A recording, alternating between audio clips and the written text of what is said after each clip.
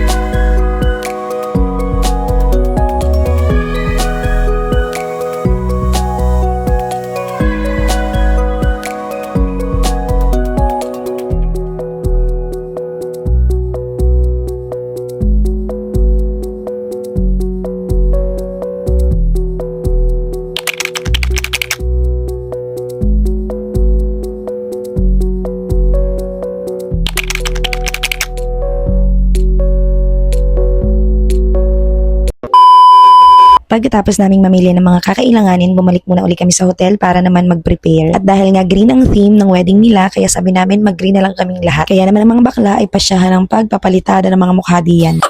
Dito nga pala namin sa K-Cafe gaganapin ang bridal shower namin kay Nini. Ito kasi yung cafe na nakita namin dito sa Infanta na merong private room na pwede namin doon gawin yung bridal shower. First time namin lahat dito and nakita lang talaga to ng mga ninikes sa mga friend nila. In fairness, ang cozy, ang aesthetic, ang ganda ng cafe nila. Pwede kayong gumamit ng private room nila for minimum orders of 800 kung di ako nagkakamali. Kaya kung may plan kayo for surprising dates, pwede kayo mag-avail ng private room nila. Yun nga lang, kailangan nyo nga lang umorder for minimum 800 pesos.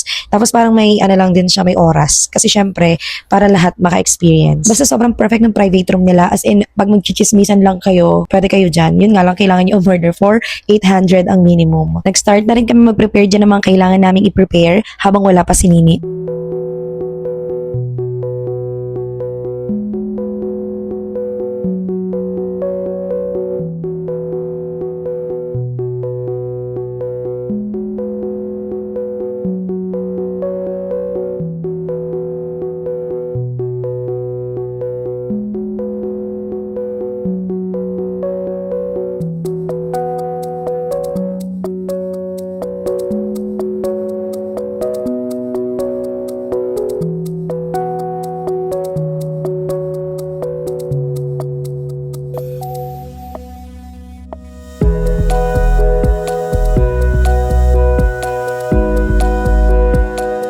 At grabe ang sarap ng mga pagkain nila dito.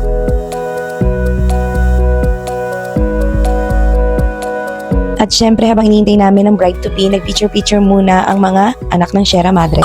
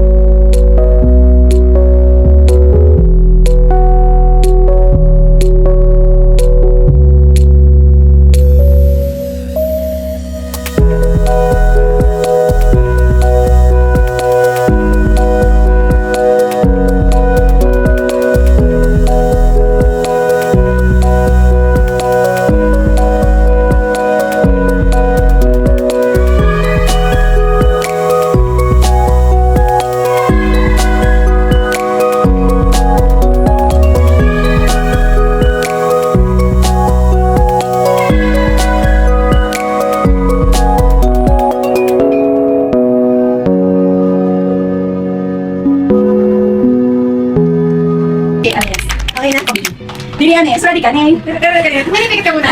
Kamain mo ang ano. Hindi na nasa syudad kami. Nasa syudad kami. Ready ka, Nes? Papakita mo ha? Papakita mo ha? Baka natin yung joke. Wala na sa akin yung joke eh. Kami yung pala. Hindi, alam mo, Nes. Hindi ka solid lang.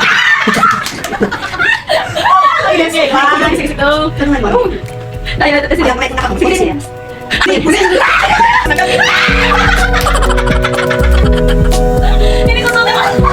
Ano siya kinubo? Wala na natin kami. Baka magkakalat ka sa aso. Ako na din kaya. Ikaw na yung buhay.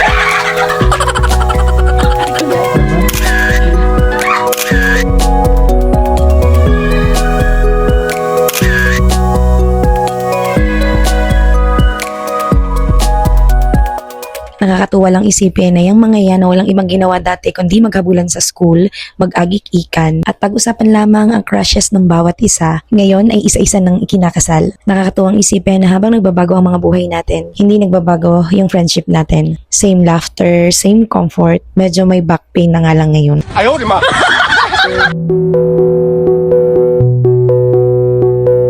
Cheers sa friendship na sabay lumaki kasama natin.